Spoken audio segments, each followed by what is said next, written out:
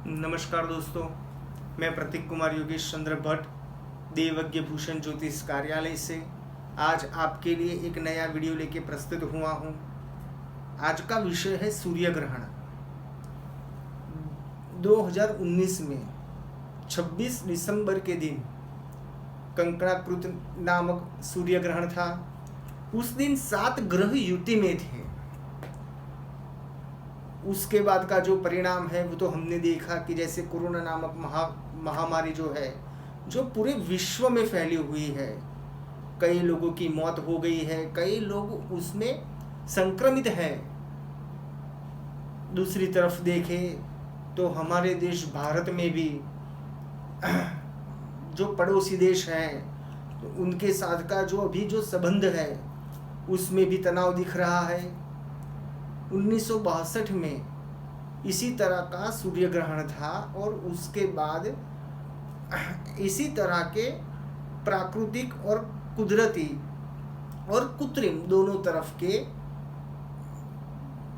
पक्ष देखे जाए तो दोनों तरफ की महामारी थी। उस वक्त चीन के साथ युद्ध छिड़ गया था।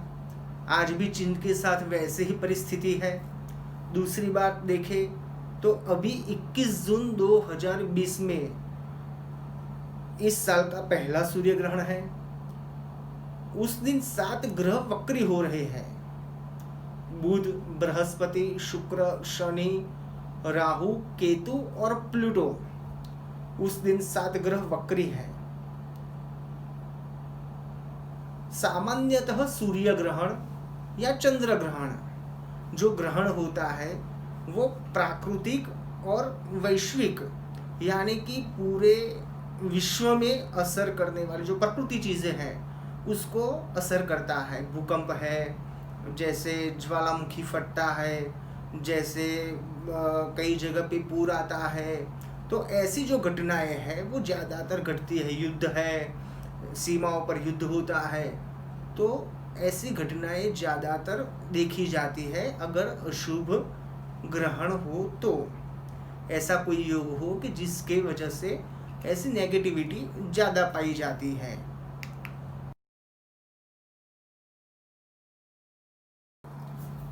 दो 2020 की साल में ये पहला सूर्य ग्रहण है। 21 जून 2020 रविवार के दिन आर्द्य नक्षत्र में और मिथुन राशि में जो ग्रहण बन रहा है वो पिछले 500 साल में ऐसा संयोग कभी नहीं बना। दूसरी बात कि वो पूरे साल का सबसे लंबा दिन है। 21 जून 2001 में 21 जून को ग्रहण लगा था, सूर्य ग्रहण। बाद में अभी ये 2020 में लग रहा है। सुबह 10:20 से लेके 1:49 तक दोपहर तक ये ग्रहण रहेगा। 12:04 से इसका जो संपूर्ण जो ग्रहण कहा जाए वो आपको दिखाई देगा। भारत में वैसे भी ये ग्रहण दिखने वाला है, यानी कि इसका सूतक संपूर्ण लगेगा, तो सूतक का भी पालन करना चाहिए इस ग्रहण में। दूसरी बात कि ग्रहण में हमें क्या करना चाहिए, क्या नहीं करना चाहिए, ये भी एक महत्वपूर्ण बाबत है। जैसे कि ग्रहण में भोजन अन्न का त्याग करना चाहिए, जल एवं पीने लायक कोई भी चीज़ हो उसका भी त्याग करना चाहिए। सामान्यतः अगर हमने पहले बनाए हुआ हमारा जो भोजन है, जो पकाया हुआ खाना है, उसे ग्रहण के बाद नहीं खाना चाहिए। मटके में अगर हमने जल भरा हुआ है तो उसका भी निषेध करना चाहिए।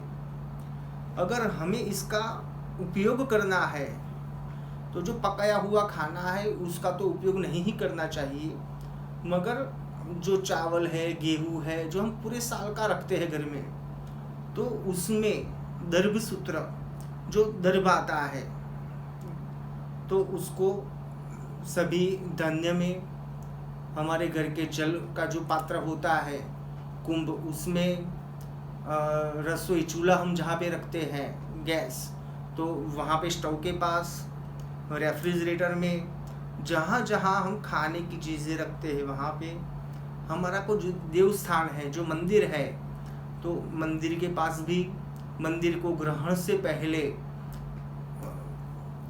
पर्दा जो लगा हुआ है उसको बंद कर देना चाहिए, और ग्रहण के बाद शक्य हो तो 12 कलाक पहले से और 12 घंटे बाद, ऐसे 24 घंटे तक मंदिर को संपूर्ण बंद रखना चाहिए। भगवान की पूजा हम उस समय नहीं कर सकते।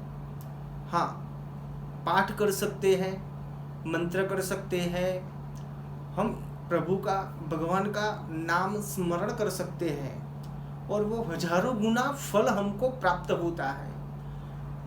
मगर उस समय हम हमारा देव स्थान को पर्दे से ढक के रखना चाहिए, पर्दा लगा के रखना चाहिए। जो भोजन की जो चीज़ें हैं, जो पीने लायक चीज़ें हैं, उसमें दर्भ डाल देनी चाहिए। अगर आपके पास दर्भ पर्याप्त नहीं है, आपको प्राप्त नहीं हो सकते हैं, तो आप तुलसी दल भी आप रख सकते हैं, वो भी आवश्यक है। दोनों में से आप कोई भी एक रख सकते हैं। दूसरी बात, ग्रहण के समय खाना भी नहीं चाहिए, पानी नहीं पीना चाहिए, सोना नहीं चाहिए, ये सभी वर्ज्य है। शक्य हो उतना भगवान का स्मरण कीजिए।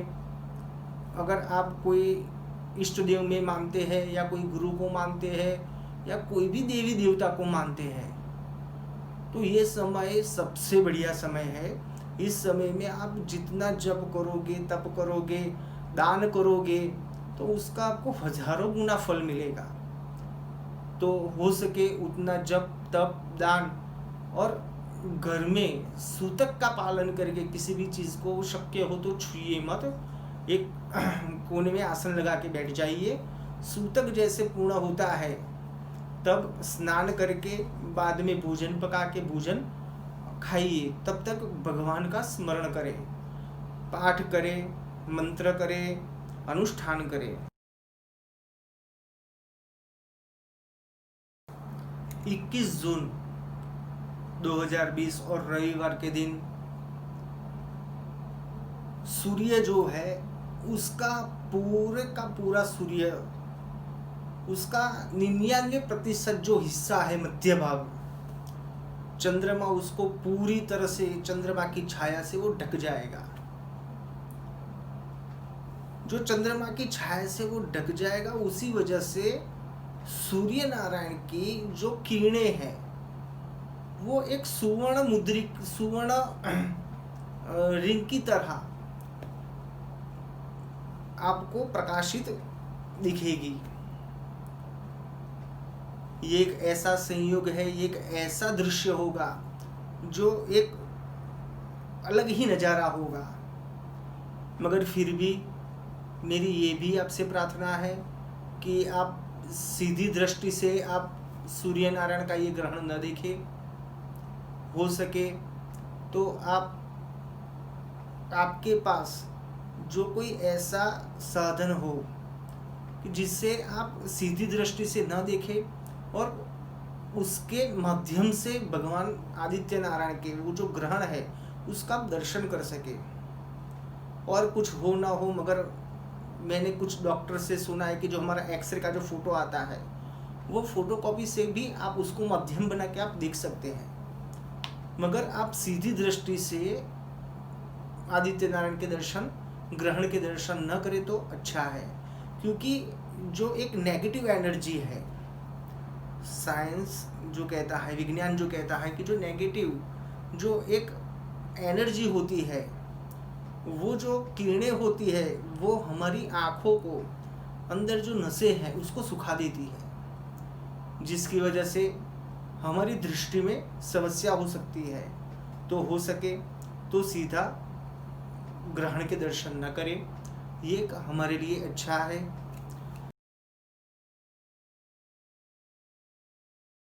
ये वलयाकार सूर्य ग्रहण हमारे भारत सहित नेपाल, पाकिस्तान, सऊदी अरब, इथोपिया और कॉन्गो जैसे, यूएई जैसे देशों में दिखा जाएगा।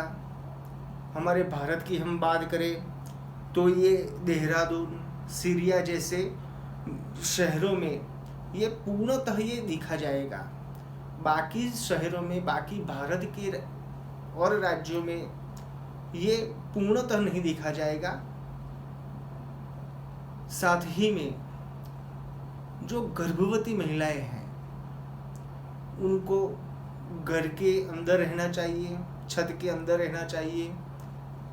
सीधे सूर्य ग्रहण के किरणें उन पे न पड़े, ये उनको खास ख्याल रखना है, क्योंकि जो ये किरणें होती है इसमें नेगेटिव ऊर्जा, नकारात्मक ऊर्जा ज़्यादा होती है, जिसकी वजह से अगर उनके शरीर पे वो अगर देखते भी नहीं है, सीधी दृष्टि से वो अगर ये ग्रहण देखते भी नहीं है, मगर ये ग्रहण की जो एक किरणें हैं ये उनके शरीर पे पड़ने से उनके शरीर में जो पल रहा जो बच्चा है तो उसके मानसिक या शारीरिक अंगों में भी विकृति आ सकती है।